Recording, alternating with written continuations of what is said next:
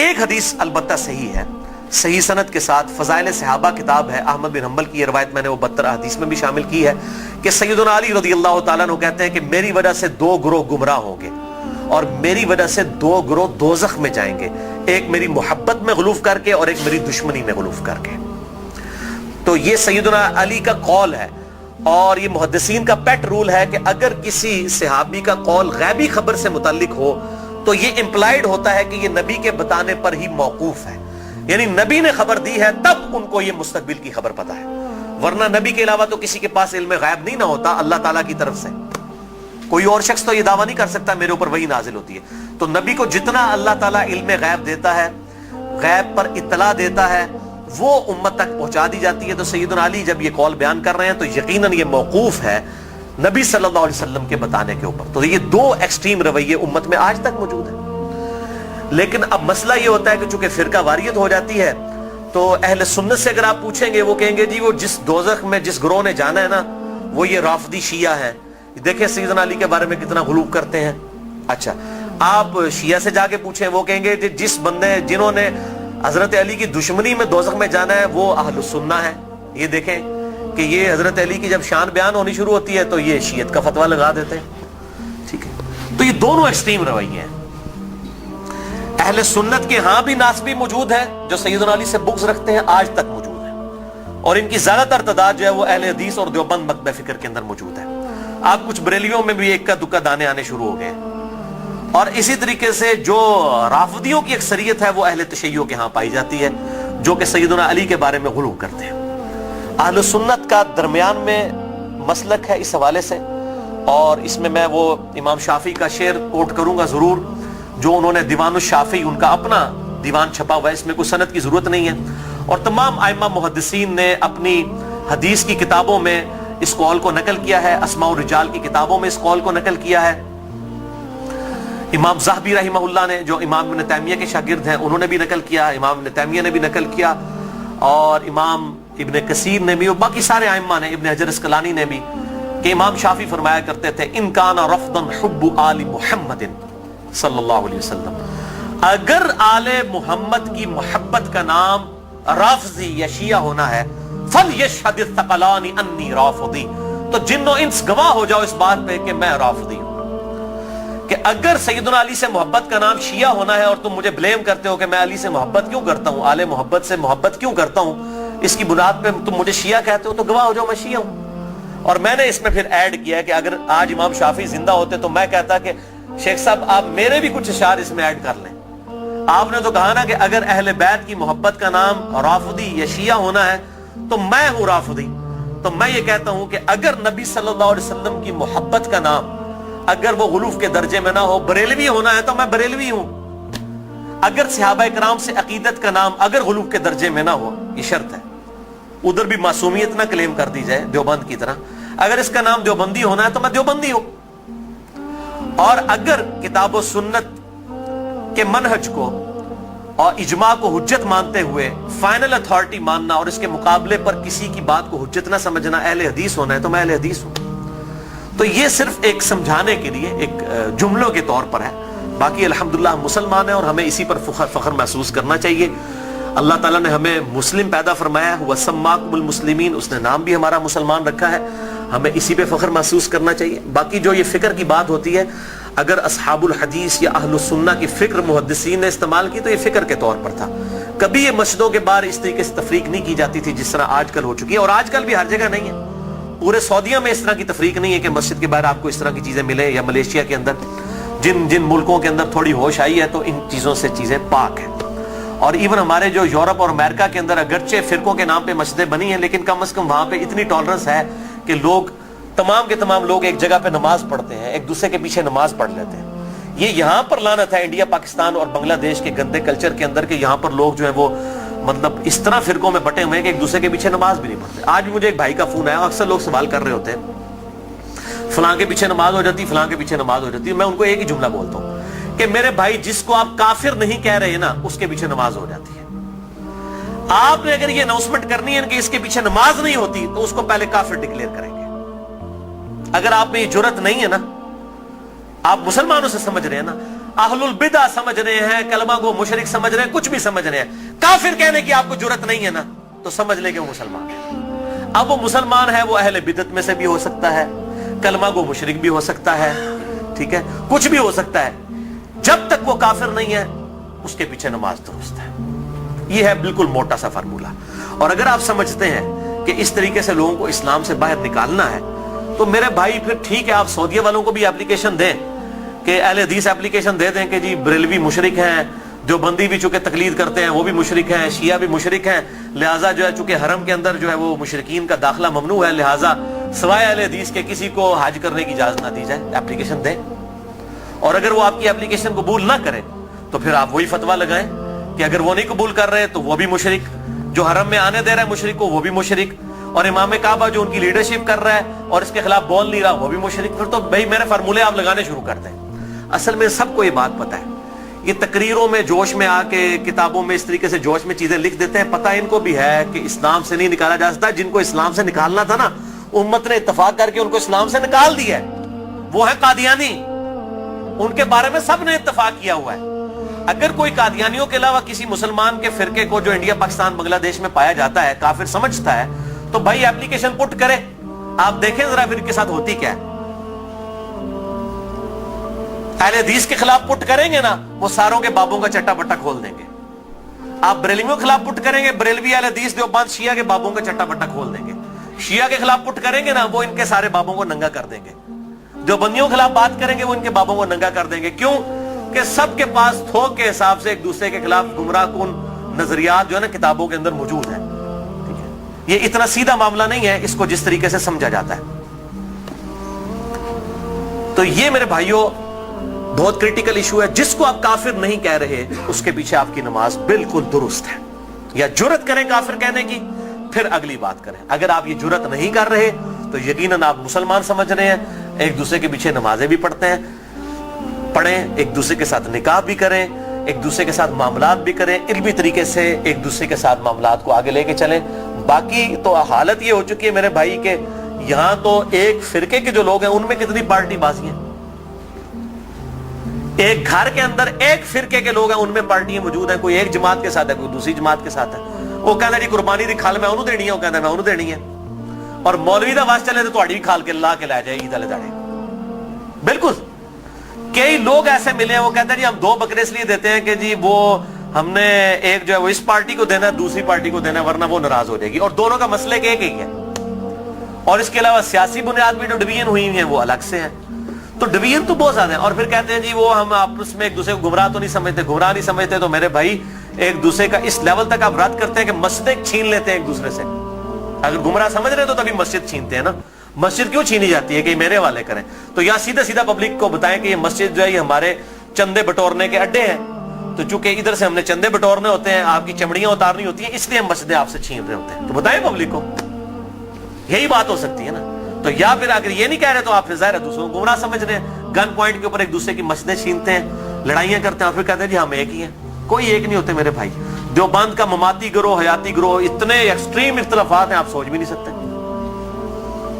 बरेलवियों के अंदर आप आ जाएं, दावत इस्लामी को देख लें और डॉक्टर तैयब कादरी साहब और सैफियों की पार्टी जमीन के आसमान की इख्तलाफात है।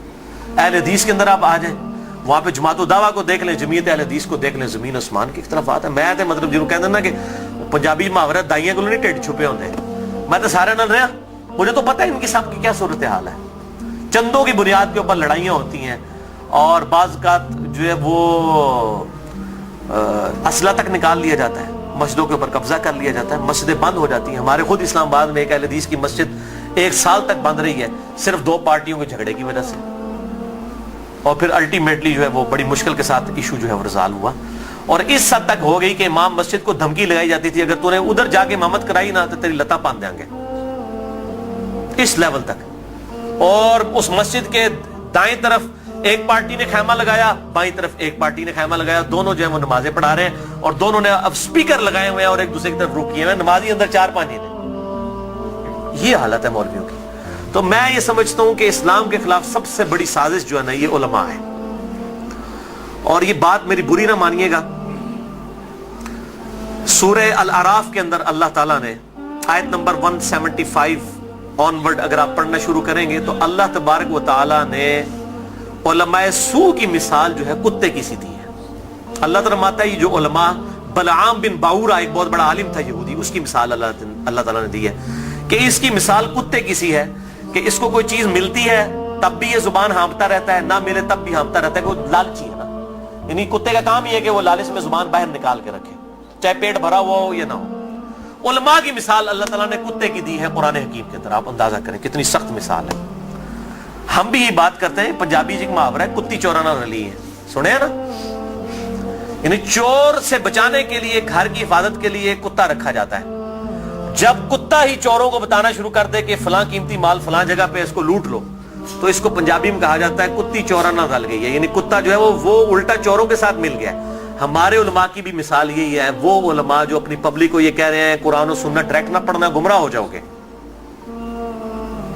तो ये इससे बड़ी क्या दुश्मनी है। हम गैर मुस्लिम को कैसे कुरान पेश करेंगे अगर हम अपने मुसलमान भाई को ये कह रहे हैं कुरान डायरेक्ट ना पढ़ना गुमराह हो जाओगे। क्यों कह रहे होते हैं? क्योंकि उनको पता है कुरान में वो कुछ लिखा है जो हमारे कीदों, हमारे बाबों के कीदों के खिलाफ है।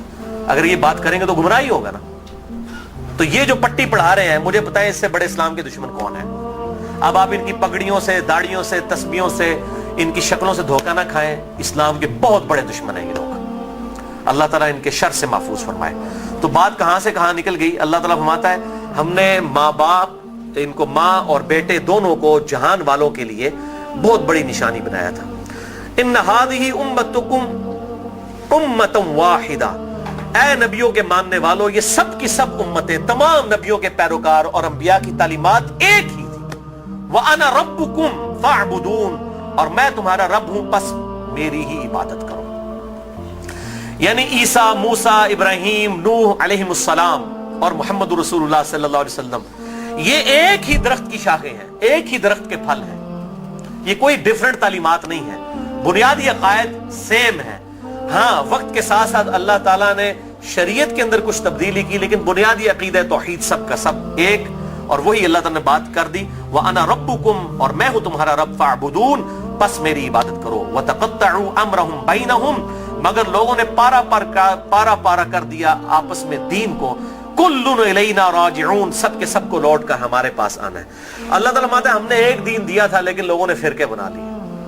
एक तो ये अंबिया के नाम पर ये तकसीमें हुई, और बाद में फिर नबियों के मानने वालों में भी बुजुर्गों के नाम पे तकसीमें हो गई। यानी आज ईसाई, यहूदी और मुस्लिम्स नबियों के नाम के ऊपर अपने आप को डिवाइड किया हुआ है ना, हालांकि तालीमात एक है।